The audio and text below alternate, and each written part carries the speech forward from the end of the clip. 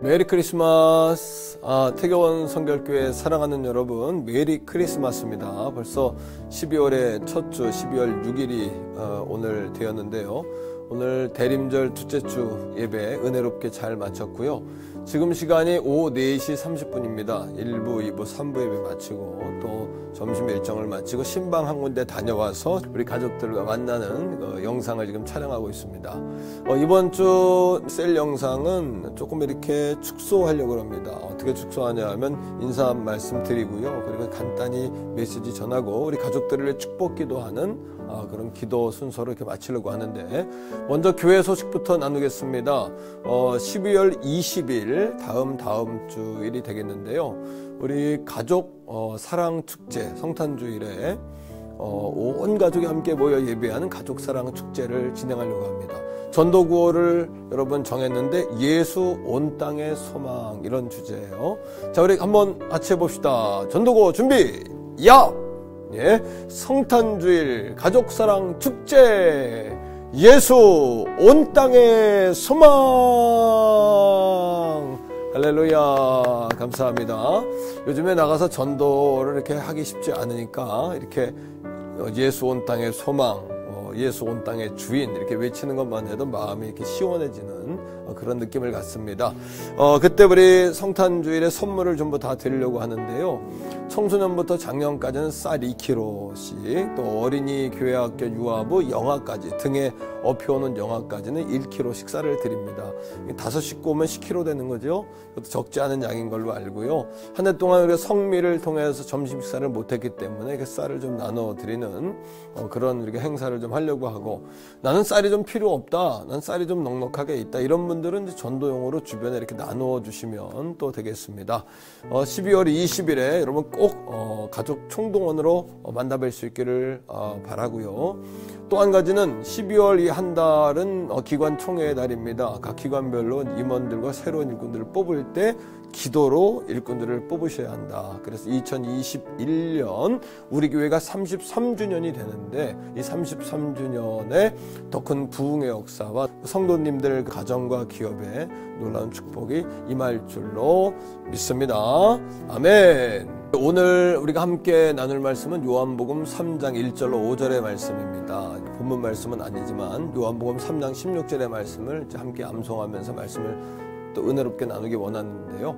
하나님이 세상을 이처럼 사랑하사 독생자를 주셨으니 이는 저를 믿는 자마다 멸망치 않고 영생을 얻게 하려 하심이라, 이런 말씀입니다. 여러분, 우리가 지난 주일에 죄에 관한 말씀을 나누었어요. 모든 사람에게는 원죄가 있다. 원죄를 짓는 그 순간에 아담과 하와가 그들이 가지고 있던 원의를 잃어버렸다. 그래서 우리가 모든 그 이후의 모든 사람들은 다 이제 죄의 오염이 된 인생이다, 이런 말씀 기억하시죠? 그러하기 때문에 그런 인생은 천국을 못 가는 겁니다. 그런 상태라면. 그러하기 때문에 우리가 거듭나야 된다는 거죠.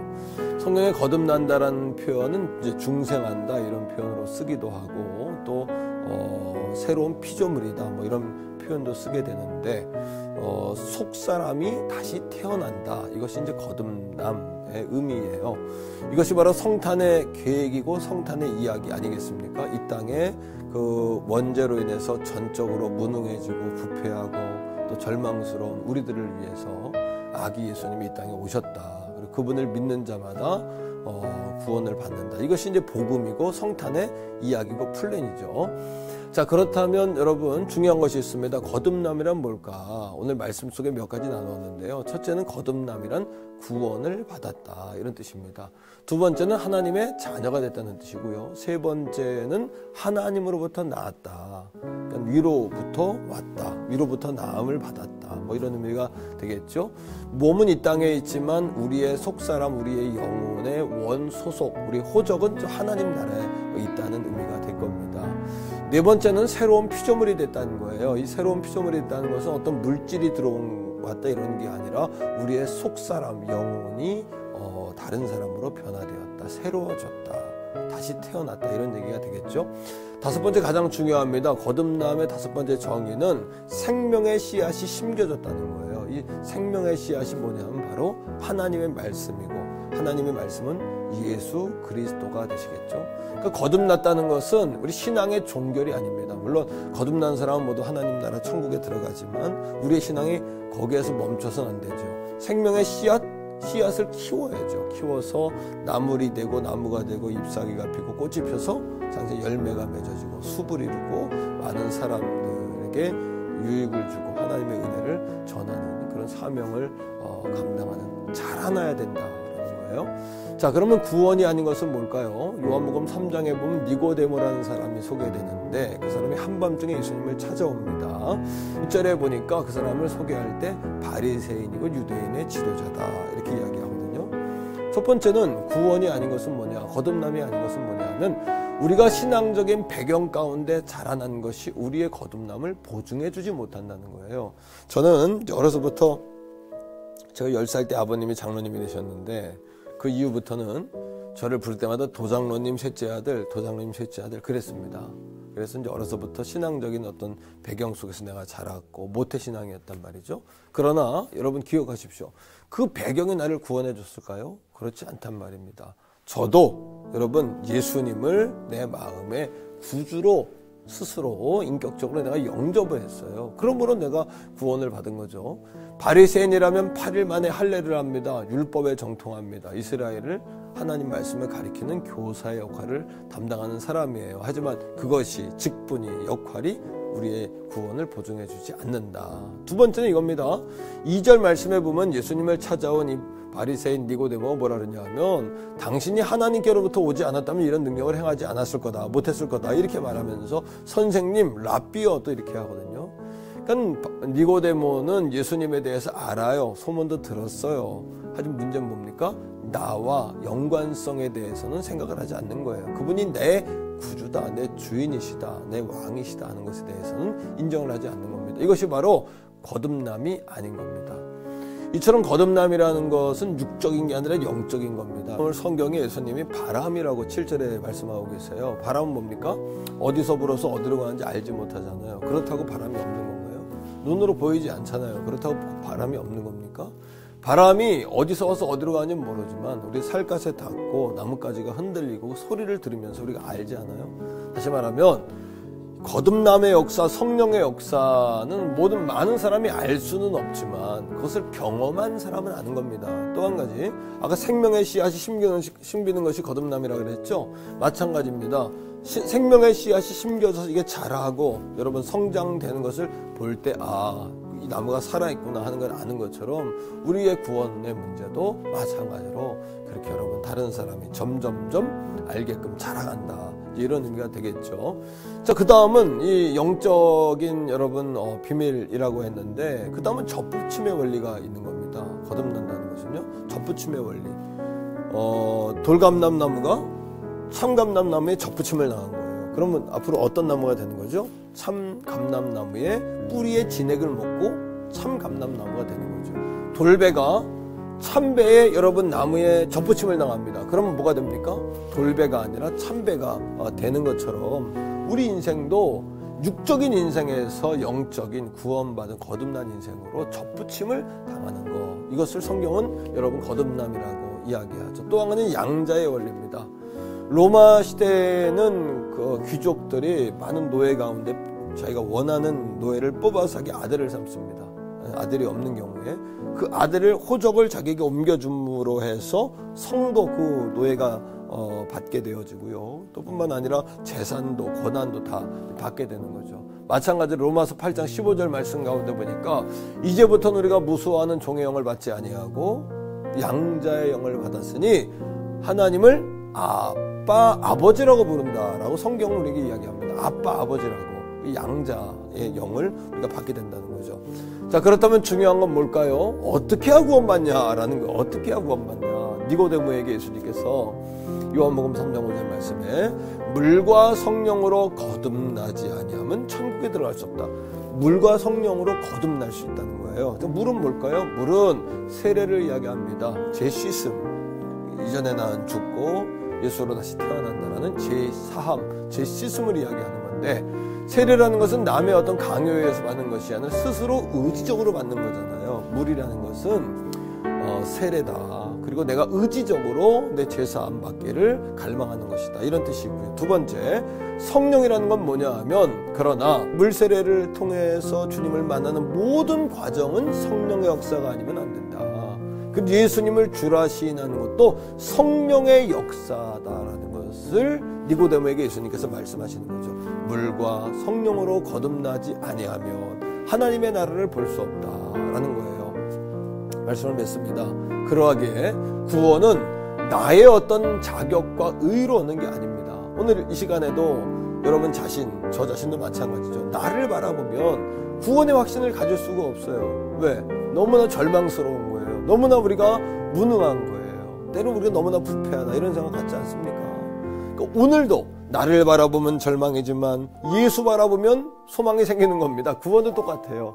주님 바라보면 우리의 구원의 소망이 생기는 거예요. 그러니까 우리가 죽는 그 순간에 천국 가서 마지막 순간에 내가 이런 거 했기 때문에 구원 받았습니다. 이게 아니고요.